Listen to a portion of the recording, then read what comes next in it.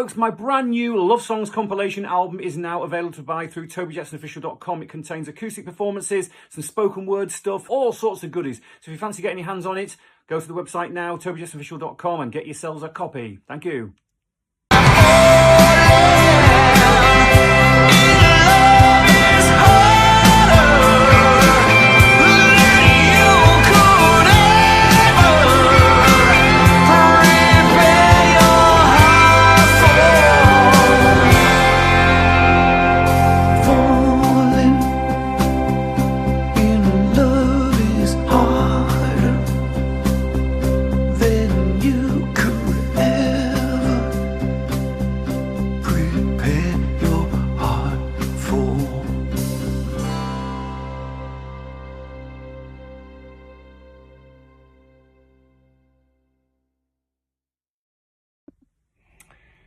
Hello folks, just thought I'd give you a little bit of a background into the, I guess the reasoning behind putting out this love album compilation, well, compilation of all my love songs, or certainly some of the love songs I've written over the years. Yeah, and I think, you know, it was a bit of a revelation to me that I had so many in a crazy way. I think I've been in a rock band like Little Angels and then gone into Wayward Sons. There's more songs about, I guess, lifestyle things, and you know, certainly in the case of Little Angels, getting out of a small town and all the rest of it, you know.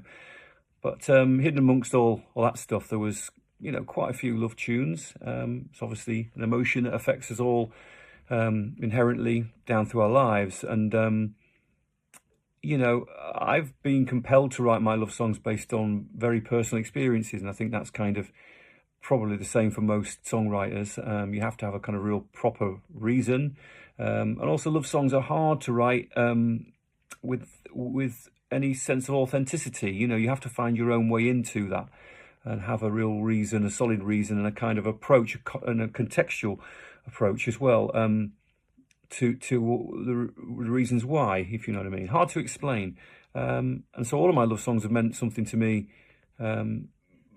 deeply, really. Womankind, I think, comes to mind as the most important, probably one of the most important songs I've ever written, which is about a very difficult period of my life and falling in love with the right person, you know, and trying to understand that and what it takes to sort of face yourself in those circumstances.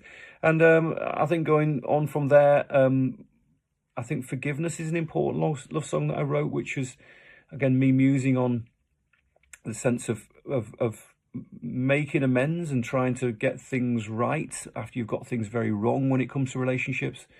And further on from that, I think certainly in my solo stuff, I've written more arresting love songs. Just No Way to Stop From Loving You is, again, very, very personal song to me that has been around for years. You know, it took a long time for that song to evolve, and which is strange for me because quite often most of my songs come very quickly, you know, the ones that really, I think, really work.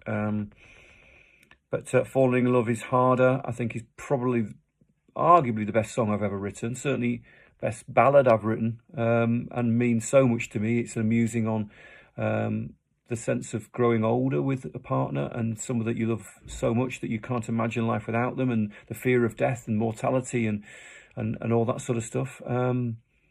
And that song was an attempt, no, not to be morbid or anything. It was actually more about the heartfelt sort of sensibility of that, and how we managed that, you know. Certainly getting older, I mean, being in my late 50s now, you know, you look at the world differently, of course, and all the things that happen to you in your life. The one constant for me has been the love of my life, my wife, Ket, and she's informed me on so many different levels and has helped me in so many different ways. And I think really, if love means anything, it's that sense of knowing that you're together with someone, and no matter what, through thick and thin, and you can be yourself in somebody's company, you know. So yeah, I sort of felt, given the fact we're rocketing towards Valentine's Day, that it was a nice way of sort of, I don't know, putting a line under my feelings towards the love emotion, and hope that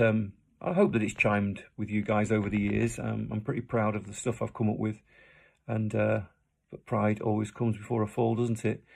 just like falling in or out of love. Thanks a lot.